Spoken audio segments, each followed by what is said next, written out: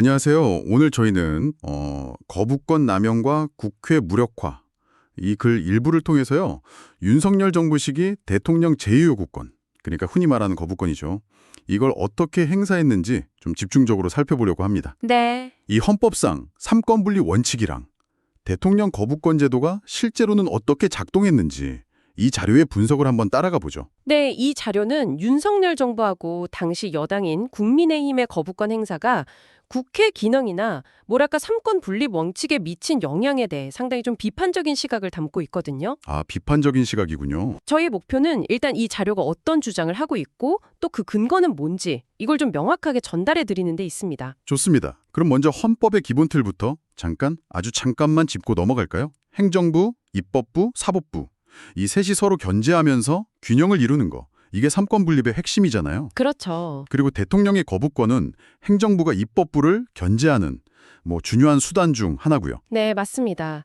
그런데 이 자료가 문제 삼는 지점은 조금 다른 것 같아요. 어떤 점이죠? 그 핵심 주장이 뭐냐면요.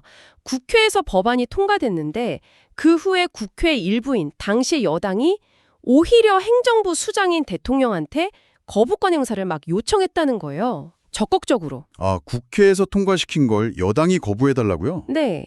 이 글의 분석에 따르면 이게 좀 입법부 스스로가 자기 결정 권한을 약화시키고 행정부에 의존하는 모습 아니냐.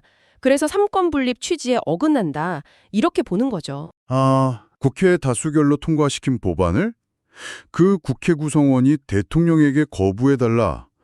흥미로운 관점이네요. 실제로 거부권이 얼마나 행사되었는지 자료에 나온 수치를 좀 볼까요? 네, 이 자료를 보면요. 윤석열 대통령 본인이 직접 행사한 게 25개 법안이고요. 이 중에 딱 한 건만 수정 가결되고 나머지는 다 폐기됐다고 집계합니다. 25개 중에 한 건 빼고 다 폐기. 네. 거기다가 한덕수, 최상목 두 총리가 권한대행으로 행사한 거 이게 17건이거든요. 이걸 더하면 총 42개 법안이 거부된 셈이고요. 그중에서 또 2건 제외하고 40개 법안이 최종 폐기되었다. 이렇게 분석하고 있어요. 와, 잠깐만요. 그럼 임기 한 3년 남짓 동안 42번 행사에서 40건이 폐기됐다. 정말 이례적인 빈도 아닌가 이거? 그렇죠. 이 자료도 그 점을 딱 짚어요. 이승만 정부가 12년 동안 45번 행사에서 14건 폐기된 거랑 비교를 하거든요. 12년에 45번? 네. 근데 윤석열 정부는 약 3년에 42번 행사하고 40건 폐기니까 임기 대비 훨씬 자주 그리고 법안 폐기율도 압도적으로 높게 거부권을 썼다 이렇게 지적하는 거죠. 사실상 입법 기능에 상당한 제약이 됐다. 이런 평가겠군요. 맞습니다. 그런 평가를 내리고 있는 거죠. 그럼 이렇게 거부권이 자주 쓰인 배경은 뭐라고 설명하나요? 이 자료는요. 이 자료는 그 이유를 윤석열 대통령하고 당시 여당인 국민의힘이 굉장히 긴밀하게 거의 한 통속처럼 움직였기 때문이다. 이렇게 주장해요. 한통속이요? 근거가 있나요? 근거 중 하나로 2024년 5월에 윤 대통령이 초선 의원들 만난 자리에서 이런 말을 했다는 걸 들어요.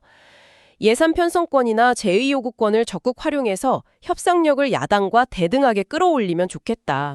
아, 그런 발언이 있었군요. 아하. 더 나아가서는 국민의힘이 아예 처음부터 거부권 행사를 좀 염두에 두고 일부러 협상을 파행으로 유도한 다음에 이걸 명분으로 거부권 행사를 건의했다. 이런 분석까지 제시합니다. 처음부터 거부권을 염두에 뒀다. 네.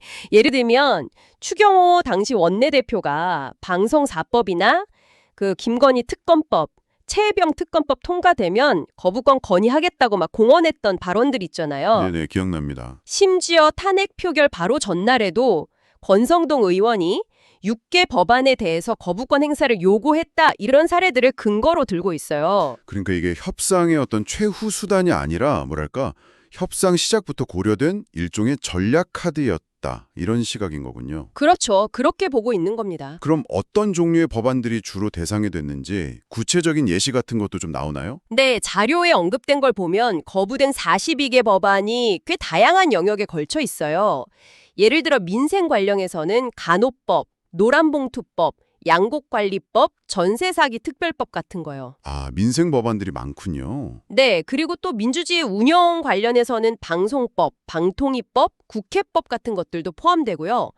또 김건희 특검법이나 최혜병 특검법, 이태원 참사 특별법처럼 좀 정치적으로 민감한 의혹 관련 법안들도 다수 거부되었다고 지적하고 있습니다. 그렇군요. 민생, 민주주의, 그리고 주요 의혹 관련 법안들 다양하네요. 네. 자, 그럼 정리를 좀 해보면 오늘 살펴본 이 자료는 윤석열 정부 시기에 대통령 거부권이 역대 정부랑 비교했을 때 아주 높은 빈도로 총 42번 행사됐고 40건이 폐기됐다 이렇게 집계하고 있고요. 네, 그렇죠. 그리고 이것이 당시 여당과의 어떤 연계 속에서 이루어지면서 국회 입법 기능을 좀 제약하고 결과적으로 삼권 분립의 실질적인 균형에 영향을 미쳤다 이렇게 주장하고 있는 거네요. 맞습니다. 특히 그 거부권이 협상의 최종 카드가 아니라 주된 전략으로 활용되었다는 분석, 그 부분이 상당히 인상적인 대목이죠. 네, 저도 그 부분이 좀 인상 깊었습니다. 그렇습니다.